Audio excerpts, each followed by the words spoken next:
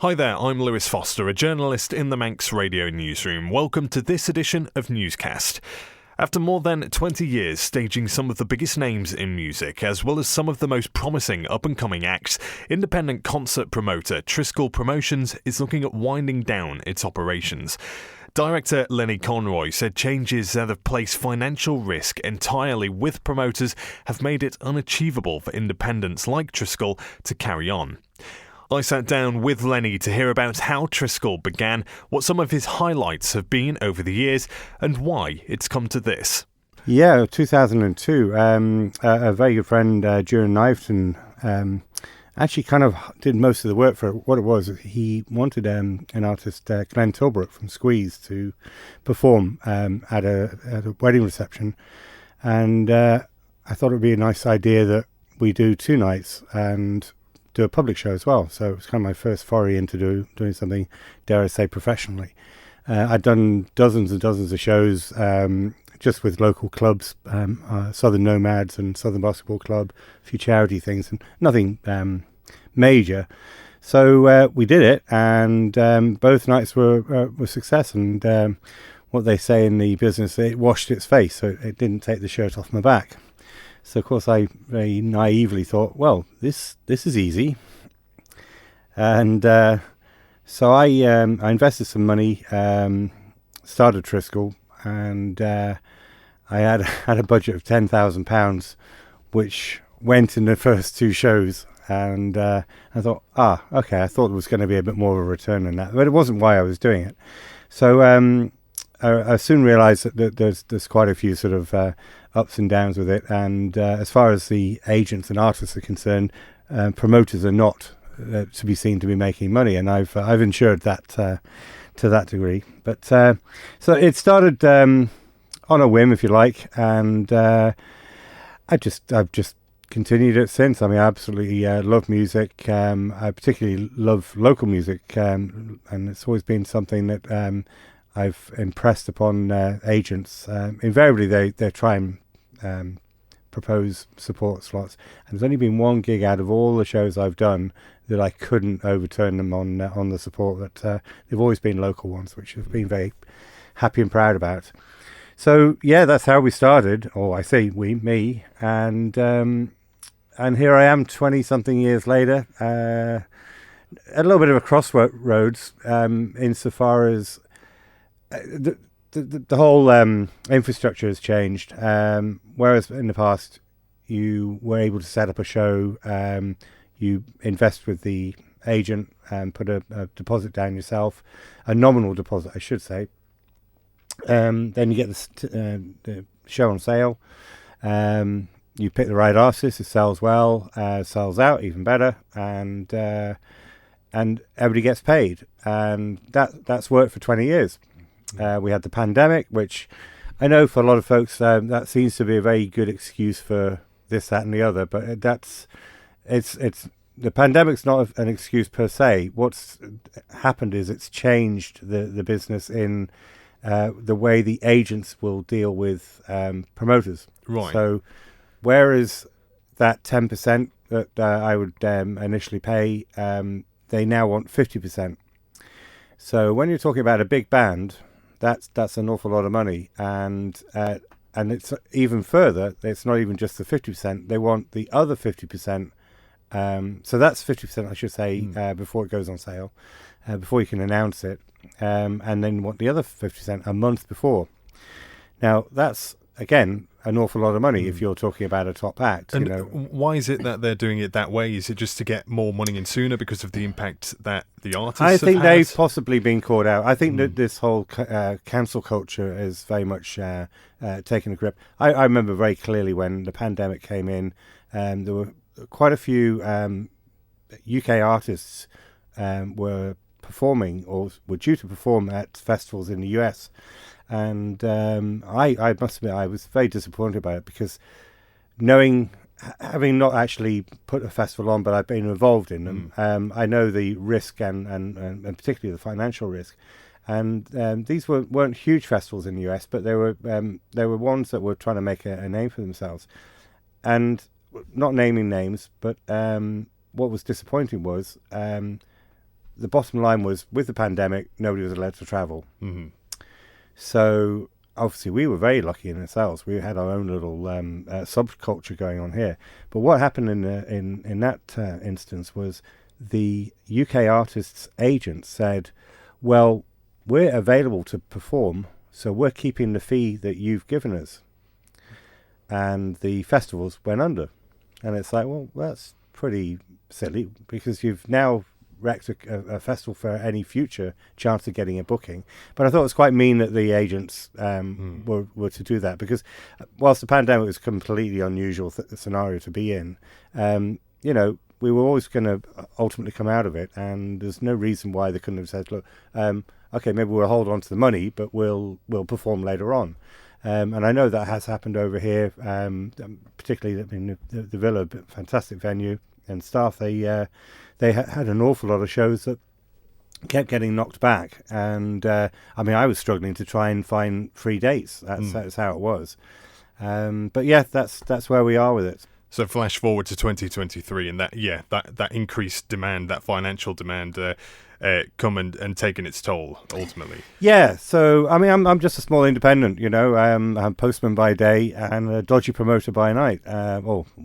Has been. So I feel a little bit upset about it, but it's just the way it's going to be. I can't see that changing now, and I know I've approached agents on not even particularly big names, and that's the setup. So I can't see it ever changing now. I think now they know they're comfortable to be able to get that, and the difference is, for me, whilst people might think, well, save up a bit of money and sort of have that ready to invest, I don't have any other forms of income that I can create from the business, insofar as, I haven't got a bar, I haven't got merchandise or advertising to sell and stuff. So from that respect, it's really just my own money going into it. Yeah, and of course it's one of those decisions you have to take to yourself. You know better than anyone else what keeps it running. But your mind must have been on those artists you mentioned about getting those local supports in for when you go. Is it quite weighing heavy at the moment, knowing that those opportunities might not be around because of? Well, maybe I'm sounding a little bit dour, but it's going to carry on. Look at the Villa and all the great venues over here, the Centenary Centre. They've got shows going on the next couple of years. It's not all coming to a standstill by any means.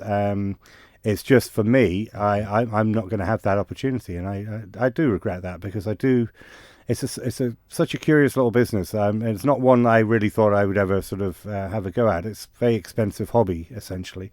And what I don't know. It's just for me, it's become too much of a stress, and I absolutely adored doing it.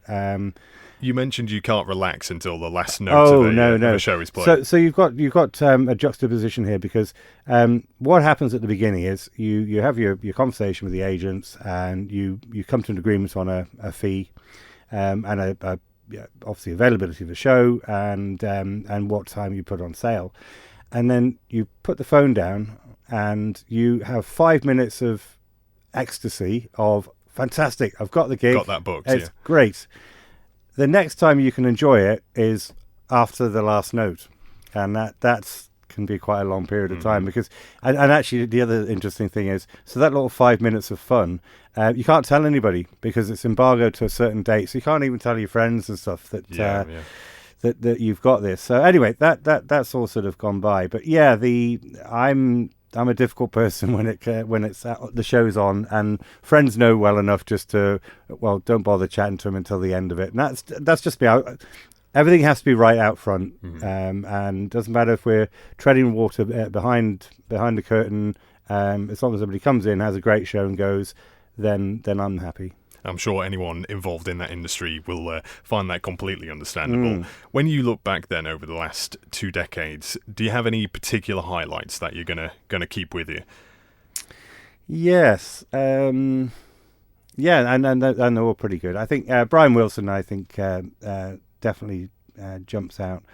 I have to say, one of the downsides to putting the shows on is you don't get to go out front and enjoy the show. You really don't. And there's a lot of stuff going on even during the actual gig. And so I kind of regret not being able to sit out front. But I was invited to, I happened to be in Holland, and I went to go and see a show in Groningen and watched it from the side of the stage. So in fact, he reduced me to tears. So I knew I'd got the right act. So I was very pleased with that, and that was an enjoyable experience, both meeting him in Holland and then obviously over here. So very much there. I think another one that just jumps to mind now. Don McLean came over, and Backdoor Slam were the support. So that was the first time David Knowles had a major support slot on the island, and we were at the side of the stage, and David and the guys were playing, and the guitar player with Don McLean was blown away by how good he is, and he curiously said, I have guitars that are made in my name, and that's going to happen for him. And within 10 years, that did happen. That's what happened. Yeah. Paul Reed Smith has done some guitars for him. So that kind of sinks in with how the ending comes. Because watching that development as well. Yeah, well, he's just gone on from strength to strength, and he's such he's a great friend. He's an inspiration, and a very proud Manxman. His latest album is very soul-searching, very personal thing that he wrote during the pandemic, and it leans towards him not being on the island anymore. He misses it dreadfully at times. And it's funny you should bring him up, actually, because you say you're going to put on at least 2 special shows, including a performance by Davy Knowles and this unsigned indie band from Edinburgh called Rest. How did you come to decide on them? I can add a third one, which I've always felt in all the time I've been doing it, that the one thing you really should not be doing is trying to put on your record collection. Just because you like it isn't necessarily what your public will know. So you've got to be a little bit more mainstream generally. And I don't mind saying, I think possibly the third act out of those would have been the Waterboys. Right, okay. I'm a big fan of theirs, as a lot of friends know. And unfortunately, their setup is exactly the same. So it's 100% up, and I'm just not in a position for being able to do that. So Rest came about really interestingly. It's actually the only time I've booked a band that I've never seen live. But I've been following them for a long time, and they've got an incredible journey. There's a 4-piece from Edinburgh, indie band. I'm a massive Frightened Rabbit fan, and they have leanings towards that. And they're the National and Idlewild, and they've done all their promo themselves. They're not signed. They've not had any label or record management help at all. They've released all their albums and done all their merch, and pretty much on the back of just a basic Facebook page and a bit of Instagram, and it's a brilliant sound. It's rare to listen to music and like every single song. There's only going to be a couple you might like for most bands, and it's everything they've been putting out. So I'm really excited to do that. I think I'd like to think that those who do go to see it will understand why I've done it. And the Centenary, who are celebrating their 20th anniversary, it's a wonderful venue. Dave McLean, who should have had a knighthood by now, has done wonders with that venue. So we're really looking forward to putting that on. That's on the 2nd of March 2024. And yes, so the final act, if you like, or the last dance, we're tentatively calling it, which is mildly cheesy, so we'll probably stick with it. Obviously, my good friend David Knowles is going to be at the Gaiety on the 20th of March 2024, and the backing band, wonderful house band, if you like, Stephen Lindsay Rowe and Steve Leach. They've been doing it's an amazing setup, really, because they're all professional musicians themselves, session musicians, I would call even. And when David comes over, they literally have 1, maybe 2 rehearsals, and David, every time he turns up, David's done another album, so it's like they have to learn a whole scotch of new songs, and they do, and it's like you would think that they'd recorded the album with him. It's so good. And this will be the first time they've all been together. They've all performed on the Gaiety stage, but they've not as this unit. So that's going to be very special. I think we're going to try and record it as well. Thank you for making it to the end of the Little Manx Radio newscast. You are obviously someone with exquisite taste. May I politely suggest you might want to subscribe to this and a wide range of Manx Radio podcasts at your favourite podcast provider, so our best bits will magically appear on your smartphone. Thank you.